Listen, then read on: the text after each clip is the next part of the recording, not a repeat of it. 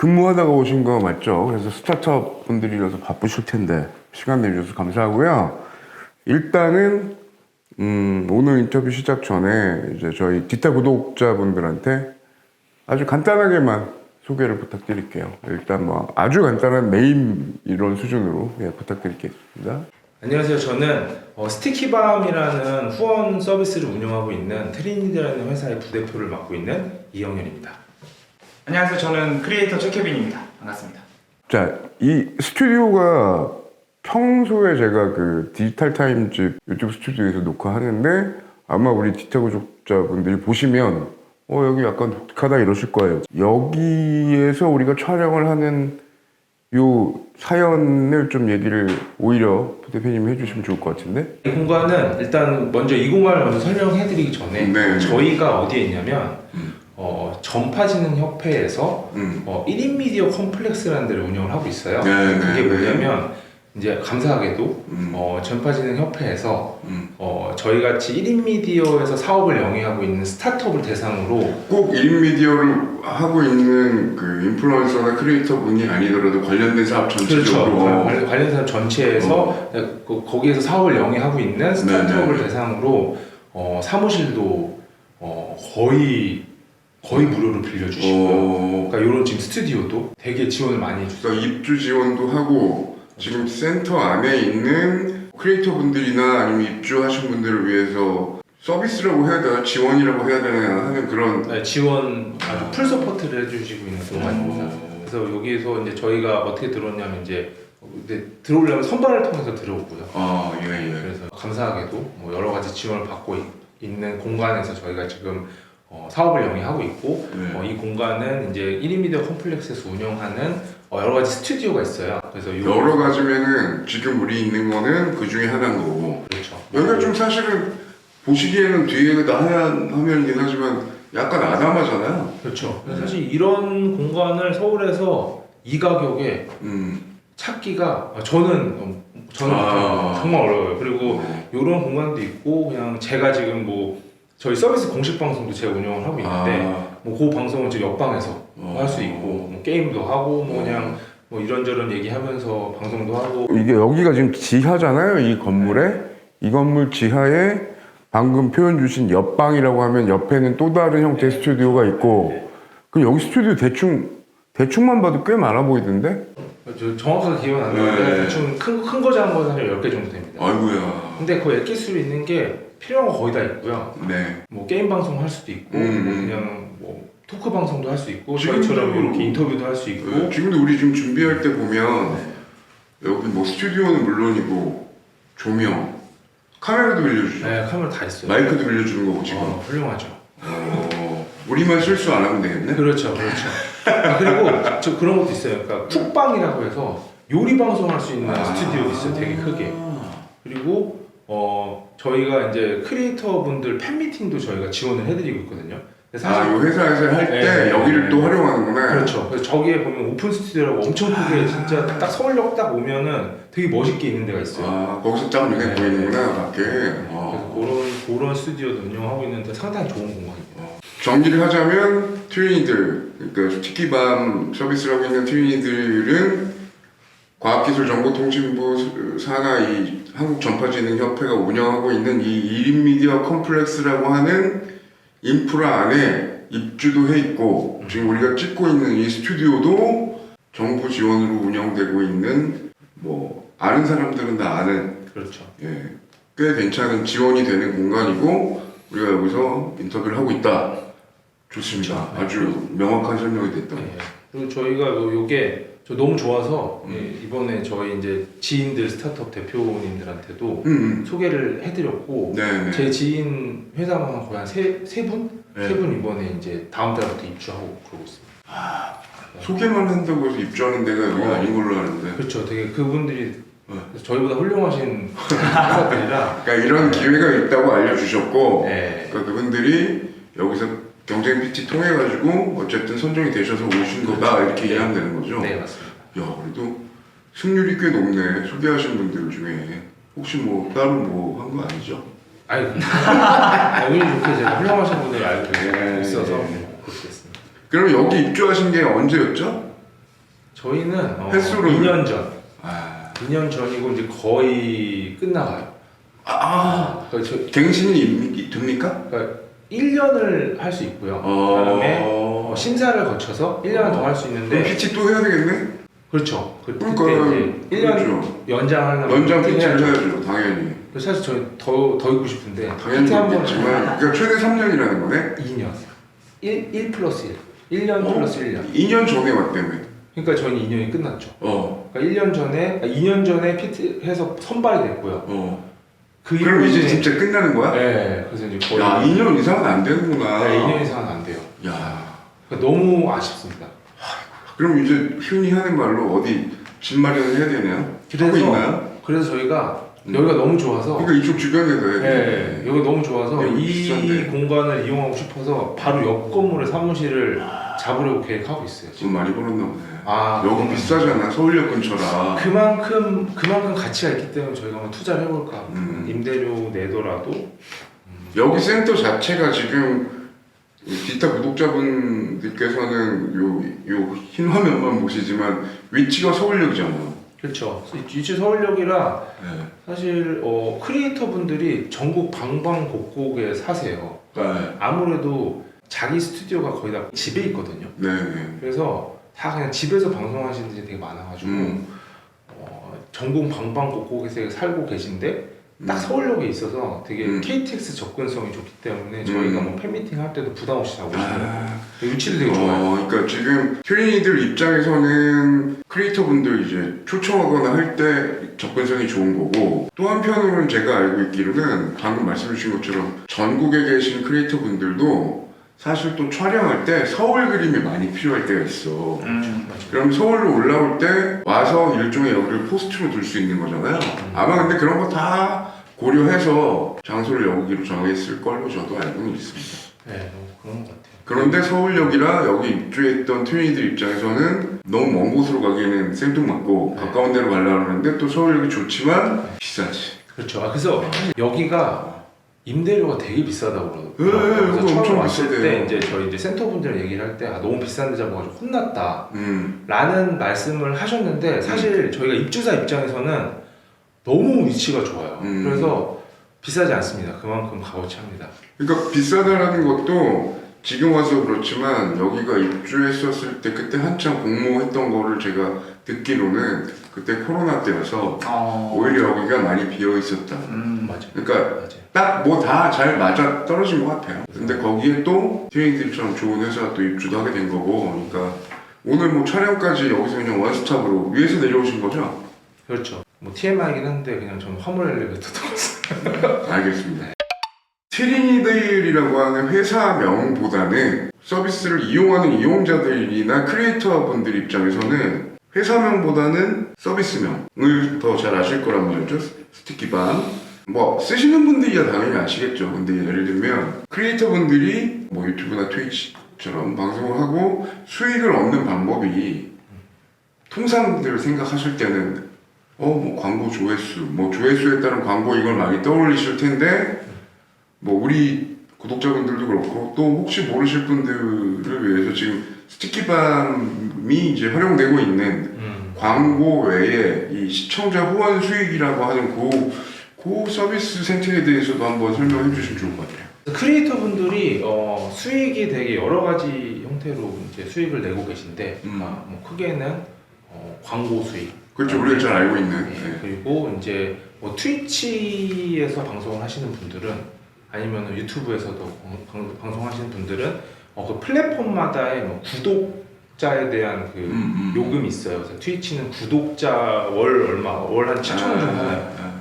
월 7,000원 정도 내면 구독을 할 수 있고 회원 이런 거. 그렇죠. 네. 그리고 이제 유튜브 라이브도 뭐 멤버십이라는 제도가 있어서 플랫폼에서의 이제 어떤 구독 서비스에 대한 수익이 있고요. 그리고 이제 나머지 하나가 후원 서비스인데 사실상 제가 앞서 말씀드렸던 그 첫 번째랑 두 번째는 많이 수익을 그 수단으로 수익을 내시는 분들이 생각보다 많이 없어요. 그러니까 어느 정도 규모가 돼야 되기 때문에. 근데 후원 수입은 좀 달라요. 그 후원 수입은 사실 방송에 뭐 시청자가 많게 뭐 우리나라 기준으로 뭐 동시간에 한 몇만 명 보시는 분들도 있고 뭐 그냥 한 10명, 20명 보시는 분들도 있지만 사실 10명, 20명만 보시는 그런 크리에이터 분들이 수익을 내는 수 있는 수단이 그러니까 후원밖에 없다고 볼 수 있거든요. 지금 말씀 주신 거는 컨텐츠의 유형으로 따지면 주로 라이브죠? 그렇죠. 실시간으로 소통하면서 방송하는 경우에 그러니까 저는 라이브 특화된 플랫폼을 운영을 하기 스트리밍. 때문에 그쪽으로 계속 말씀드리고 있습니다. 왜냐면 이제 유튜브가 거기서 조금 더 진화해가지고 녹화된 거에도 후원하는 게 버튼이 있긴 있더라고요. 땡스인가 해가지고. 아 슈퍼댄스라고 있죠. 네네. 나온 지가 얼마 안 됐어요. 네. 슈퍼댄스라는 게 있는데 그거 많이 하나요? 그거 슈퍼댄스 많이 받아봤어요? 그렇죠. 아 그래요? 아 슈퍼댄스 많이 받아요? 네. 네. 그 저희 경쟁인데. 스티키밤이 이걸 서비스를 처음 한 게 아니라 그렇죠. 전 세계적으로 이 후원 수익이라는 게 그래도 나름의 어떤 역사나 계보가 있지 않나요? 그렇죠. 그래서 제가 후원 수익까지 설명을 드렸고 네. 그 후원이라는 형태도 또 이제 분화가 됐어요. 처음에는 이제 플랫폼 내부에서 뭐 아까 뭐 유튜브 같은 경우에는 뭐 슈퍼땡스도 생겼고 그다음에 슈퍼챗. 슈퍼챗도 있고 트위치 같은 경우에는 비트라는 후원 수단이 있어요. 그다음에 사실 이거 원래 플랫폼 원주가 아프리카 TV 아니에요? 그렇죠. 여러분들이 가장 잘 아시는 거는 별풍선. 예. 그러니까 그게 플랫폼 내부에서 운영하는 그냥 후원 시스템.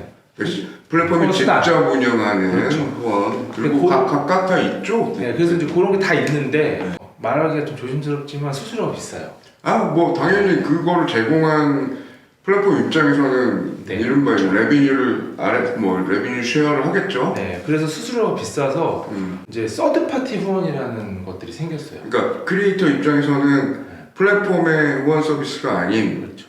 좀 더 본인 위주의 어떤 그 몫이 더 많아지는 그런 류의 그래서 서드 파티 후원이라는 게 생겼고 그 서드 파티 후원의 서비스들이 뭐 전 세계적으로도 있고 저희 나라에 우리나라에도 있고 그런 상황이고 저희는 그래서 그 서드 파티 후원 서비스를 하고 있어요. 그 시장에서 이제 지금 사업을 영위하고 있고 현재 우리나라에는 현재 대표적으로 스티키밤 포함해서 서드 파티 후원 플랫폼이 3개가 있습니다. 스티키밤 그러니까 스티키밤 포함해서 총 3개 정도. 근데 제가 알기로도 스티키밤이 약간 어쨌든 스타트업으로 후발주자긴 했으니 그렇죠. 앞에 먼저 했던 서비스들이 있었다는 얘기네요. 그 크리에이터 분들한테 도네이션 해주는 컨셉인 거잖아요. 네, 어쨌든. 네. 그래서 이제 그런 서비스가 있었고, 그 이제 저희 선배 업체가 이제 2개가 있는데, 그 업체들은 주로 이제 TTS1이라고 해서 시청자들이 실시간 방송을 보시면서 이제 뭐 하고 싶은 말들을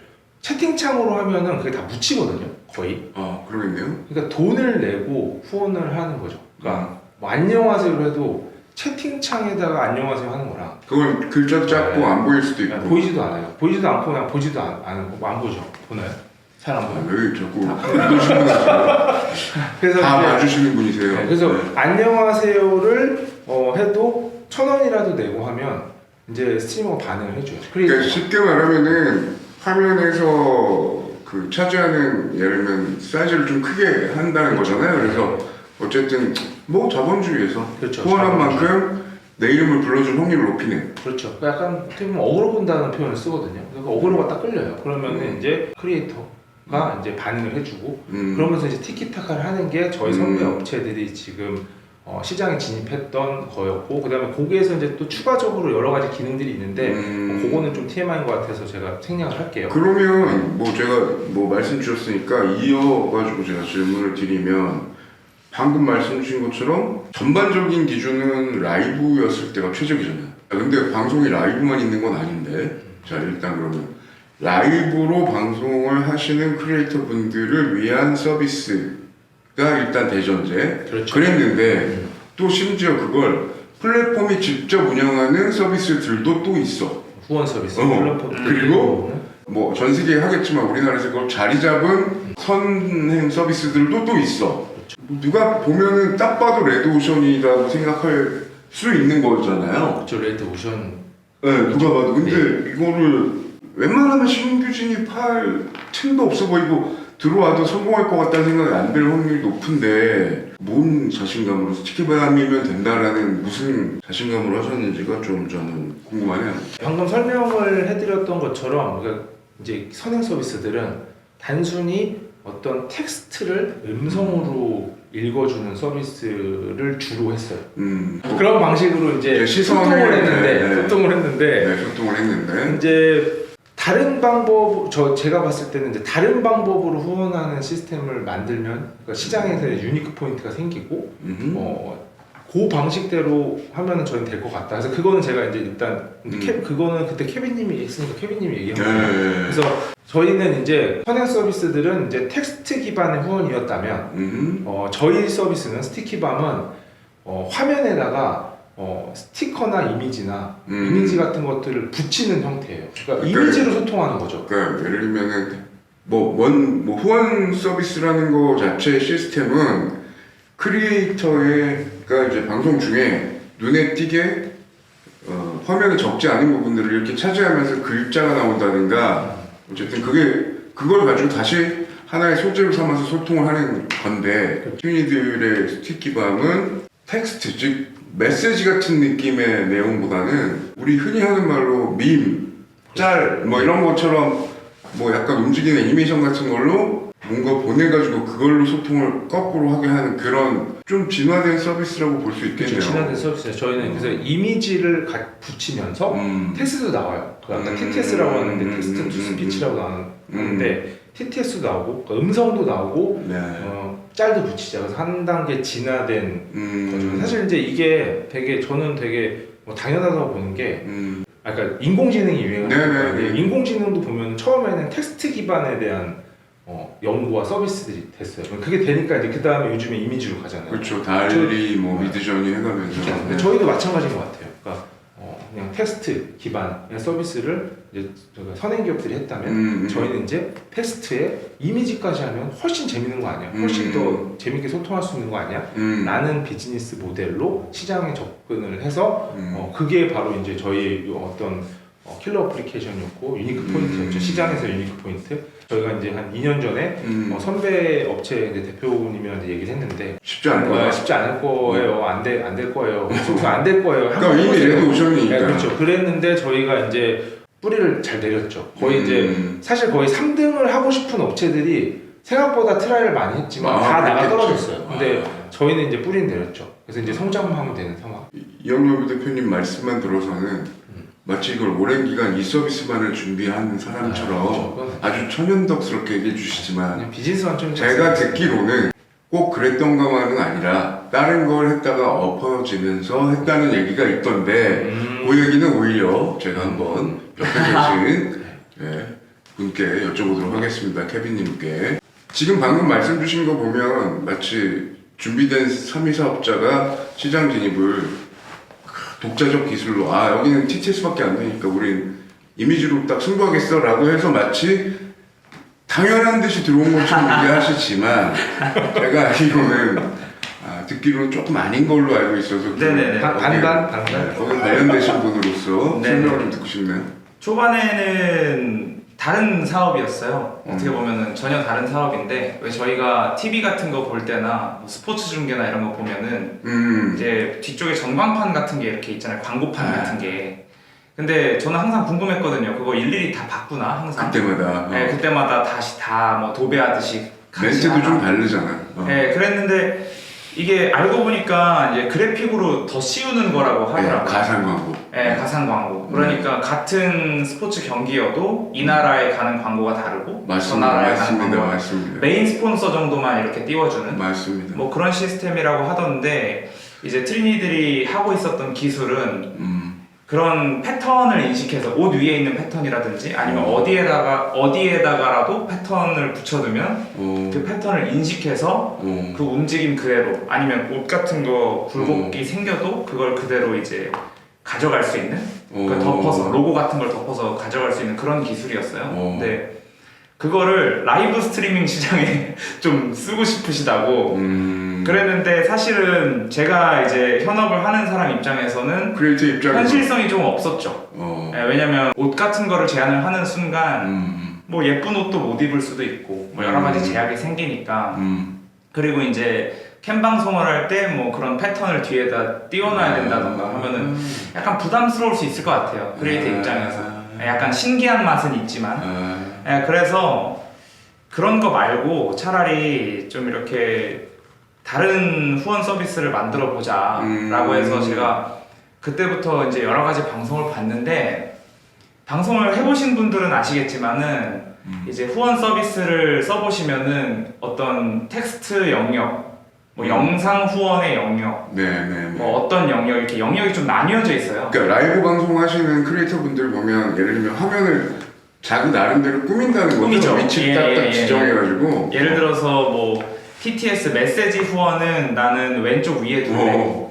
뭐 영상은 근데 오른쪽 아래에서 나오게 해둘래. 그다음에 글자창 올라가는 건 왼쪽 옆에다가 두고 뭐 예를 들면 이런 식으로. 그런 식으로. 그랬는데 이거를 약간 제한을 없애주면 예를 들어서 방송에 개입할 수 있는 그 자리에 대한 제한을 좀 없애주면 사람들이 조금 더 재밌게 방송에 좀 개입을 할 수 있지 않을까? 말 그대로 방송인이랑 좀 티키타카를 할 수 있지 않을까?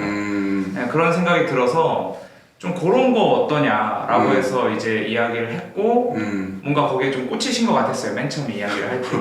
그러니까 제가 항상 제가 이제 사실 아까 말씀드렸던 첫 번째 서비스는 피벗을 계속 준비하고 있었어요.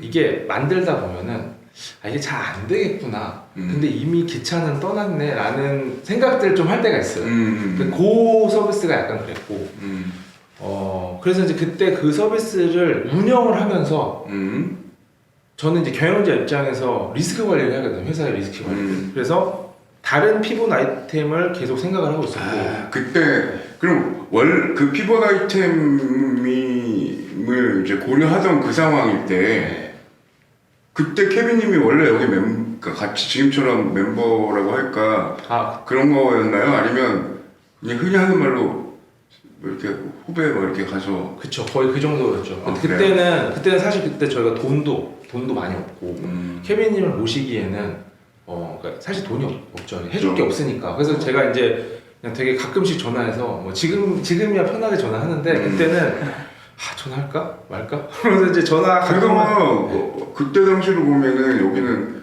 뭐 그전 회사가 어쨌든 간에 나온 지 얼마 안 된 스타트업이고 그렇죠.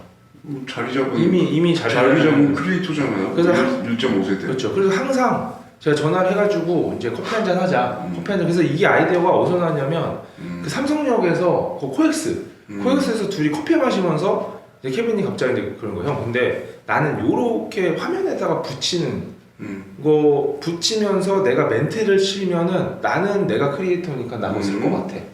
근데 제가 그걸 들어보니까 약간 저는 이제 그때 뭐 머리를 망치로 막는 느낌? 이전에 우리가 있는 서비스는 우리 기술을 시장에 맞췄는데 요거는 이 아이디어는 내가 저거는 기술이 있기 때문에 내가 저거 만들 수 있을 것 같은데 이거는 크리에이터의 니즈네. 크리에이터가 필요하다는 거네. 그럼 이거는 만들어야 되는 거 아니야? 그리고 실제로 이제 상상을 해봤을 때 이거 재밌겠다 라고 해서 그때 이제 바로 회사 들어가서 팀원들한테 공유를 했고 이제 저희가 POC를 이제 그 프로토타입이라고 하는 거를 한 이제 2주 만에 만들었죠. 그래서 그때부터 이제 서서히 트랜지션을 준비했습니다. 피보팅을 준비했죠. 알고 계신 분들은 설명이 쉬운데 맞아요. 딱 보면 모를 수도 있는 게 이거지. 그러니까 트레이니들이 처음에 스타트업을 하면서 맨 처음에 출시한 그 어떤 아이템이라는 게 결국은 화면 내에서 일정 부분에 해당되는 부분을 마치 아까 가상광고 얘기해 주신 것처럼 뭔가 협찬을 한다든지 이런 형태로 뭐 그러니까 꼭 크리에이터 시장이 아니라 전반적으로 뭐 생각하셨던 것 같아요. TV나 미디어 전반적으로 그랬는데 그 그림이 어쨌든 잘은 모르겠지만 중간은 모르겠지만 범용성이 생각보다 조금 이러고 있을 때 후배이면서 크리에이터를 만났더니 오히려 이런 거 있는데 형네 기술로 이것도 되지 않을까라는 얘기를 듣고 2주 만에 POC가 나왔다라는 스토리. 네, 그렇게 들으면 제가 너무 또 축약한 걸 수도 있겠지만 들어보면 뭐 거의 핵심은 다 근데 그렇다 보면 크리에이터 시장이라는 쪽으로는 그 전에 아주 내다보고 있었던 건 아닌 거 아니에요?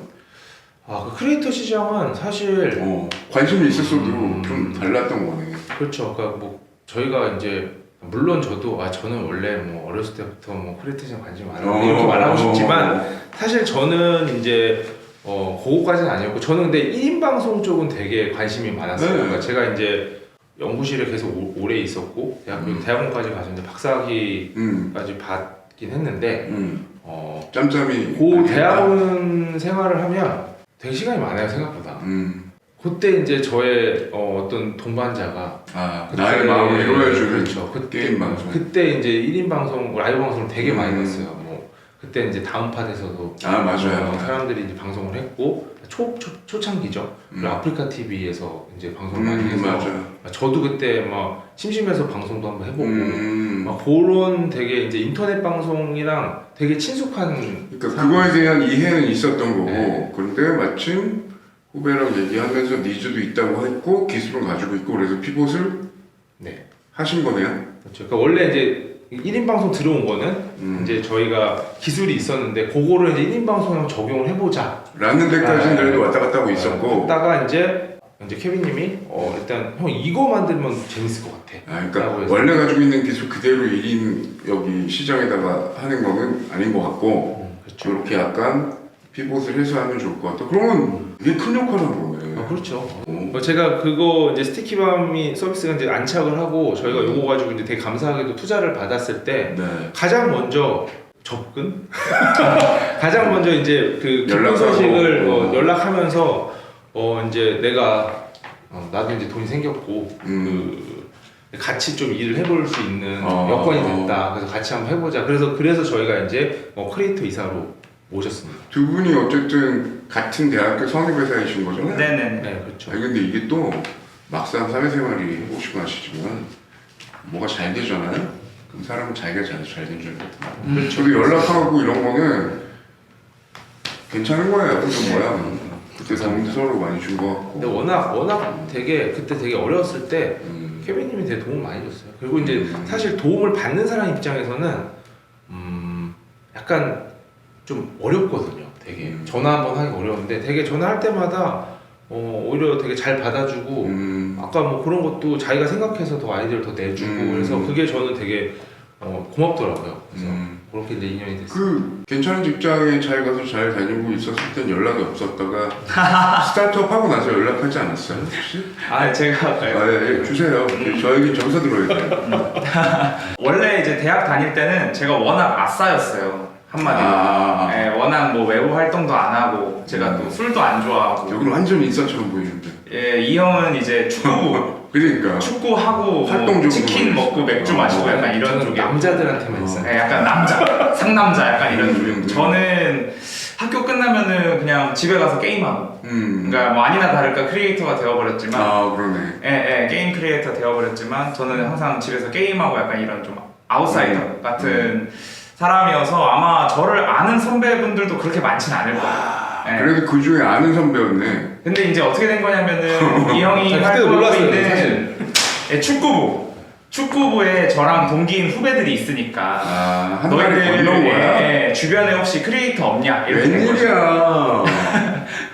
근데 이제 간절했네. 그렇죠. 그러니까 제가 이제 사업을 하려고 이제 1인 방송으로 왔는데 저랑 저희 대표랑 둘 다 이제 삼성전자에서 이제 개발을 하다가 나왔기 때문에 제가 관심이 있는 거랑 이거를 비즈니스로 실천하는 건 완전 다른 얘기거든요. 그래서 이제 그러니까 제가 좀 이런 게 있어요. 그러니까 저는 뭔가 뭘 하고 싶으면 일단 잘하는 사람한테 물어봐요. 그 사람 막 찾아요. 그래서 이제 그때 저희 축구부는 이제 11명이 뛰잖아요. 그럼 1년에 거의 11명씩 들어오거든요. 그 쌓이니까 이제 카톡방에 한 100명 넘게 있어요. 거기다 그냥 야 크리에이터 아는 사람 있는 사람 그러니까 크리에이터 아는 사람 소개 좀 시켜줘 라고 하니까 이제 그때 딱 형 최케빈 몰라? 그래서 심지어 그 카톡방에 없었죠? 네 저는 없었어요. 아싸여서 그래서 그 후배 하나가 그러면 누구지 해서 봤더니 얼굴 보니까 기억이 나요. 그때 이 친구 한 1, 2학년 때 축구 좀 하다가 나갔던 한두 번 나가고 말았거든요 저는. 그래서 이제 그때 기억을 하고 이제 그때 연락을 한 거죠. 절실했네. 그렇죠. 엄청 절실했어. 근데 마침 그때가 한 30만 40만 원 네네. 됐었어. 근데 그래도 궁금했던 게 뭐 어차피 두 분한테 다 여쭤봐야 되겠지만 그래요 서비스가 특화돼 있다라는 것도 있고 뭐 이렇게 해서 뭐그 아이디어를 내가지고 뭐 프로토타입을 내고 오케이인데 솔직히 말해보세요. 이거 잘 될 거라고 일단- 생각했는지 아이디어는 첫 번째, 좋지만 첫 아까 번째, 말씀드렸던 그 패턴 인식 기술은 굉장히 좋은데 약간 왜 과학자랑 사이언티스트랑 엔지니어 차이라고 할까요? 그게 전혀 약간 뭔가 상업적으로 쓰기에는 진짜 좀 크게 쓰면 모를까? 좀 크게 기업 광고에 쓰면 모를까? 아니면 메이저 약간 레거시 미디어 시장에 진출을 하면 모를까? 인터넷 방송이랑은 맞지 않다. 그런 생각도 했었고 그리고 아이디어를 낸 다음에 한 1년 정도는 프리하게 되게 개발을 하셨어요. 아직 그때 내놓지 않고 바로 내놓은 건 아니고 그러니까 이제 연락을 하면서 한 1년 정도, 1년 반 정도 공백이 있었어요. 그냥 열심히 사업을 하신 기간이 있었어요. 그냥 그때부터. 6개월 만에 어쨌든 테스트 베드를 내놓게 내놨어요. 네, 테스트는 한 그때 이후에 한 6개월 뒤에 냈는데 그 후 한 1년 정도를 그냥 독자적으로 한번 하셨던 걸로 기억을 하고 네, 그러고 나서 이제 제가 연락이 딱 받았을 때 그때 투자 확정이 되시고 그 다음에 연락이 왔을 때 보니까 제대로 뜯어봤어. 어떤 서비스지 하고 이제 저도 이제 들여다 딱 봤죠. 그랬는데 굉장히 사실 그 당시에는 좀 투박했어요. 공돌이다. 딱 투자 받기만 좋았네. 지금 스티키밤 얘기하는 거 맞죠? 스티키밤. 맞아요. 맞아. 그러니까 그 당시에 그 확실히 어떤 공략 포인트는 있었고 서비스가 런칭됐고 그 다음에 사용자들로부터 유저들로부터 이거 좀 새로운데? 재밌는데? 그 정도까지는 인정받았어. 약간 이런 반응들은 나오기 시작하고 그 다음에 그걸 기반으로 뭐 투자도 받을 수 있고 이런 여건들은 되었는데 이제 제가 딱 들여다봤을 때는 뭔가 좀 아쉽다. 그러니까 실제 이용자나 크리에이터 입장에서 보면 뭔가 좀 손을 좀 봤어야 되는데 부족할 수밖에 없죠. 그래서 뭔가 맨 처음에 딱 내놓은 정도로는 충분한 정도였으나 크리에이터 입장에서 딱 봤을 때는 조금만 더 수정하면은 되게 좋게 한마디로 약간 감성을 추가하는 느낌이랄까. 왜 저희 핸드폰도 갤럭시 진짜 좋고 다 너무 좋은데 LG 폰도 그동안 좋은 기능 되게 많았는데 근데 아이폰 쓰는 사람들은 끝까지 아이폰만 쓰잖아요. 그렇죠. 그 감성이라고 말하는 유저 그것 때문에. 인터페이스, 감성 뭐 이런 거 다 포함이죠. 네네네. 약간 그런 점이 좀 부족했다. 그래서 그때부터 약간 그러면은 좀 합류해가지고 좀 옆에서 이렇게 진짜 잔소리 해가면서 한번 해보면 더 나아지지 않을까 이 회사가. 좀 그런. 그래도 옆에서 그렇게 잠은 계속 해가면서 다듬어가면서 진행한 그래서 거구나. 물어보고 이제 사실 뭐 요즘에도 가끔 하는 말이 그냥 또 지금 나이가 30대 후반인데 또 언제까지 이거 할래? 같이 사업하자 라고 계속 하고 있습니다. 오늘 우리 2편으로 나눠서 크리에이터의 삶에 대해서 얘기할 건데 언제까지 하겠다. 그런 얘기를 하시면 어떻게 해요? 할 수 있으면 하는 거죠. 그렇죠. 할 수 있죠. 제가 알기로는 그때 슬쩍 들었고 나중에 여쭤보긴 하지만 회사 규모로 봐도 뭐 지금 그렇게 비슷비슷한 것 같은데. 그렇죠. 거의 뭐 수입으로 보면은 전부 다 형이라고.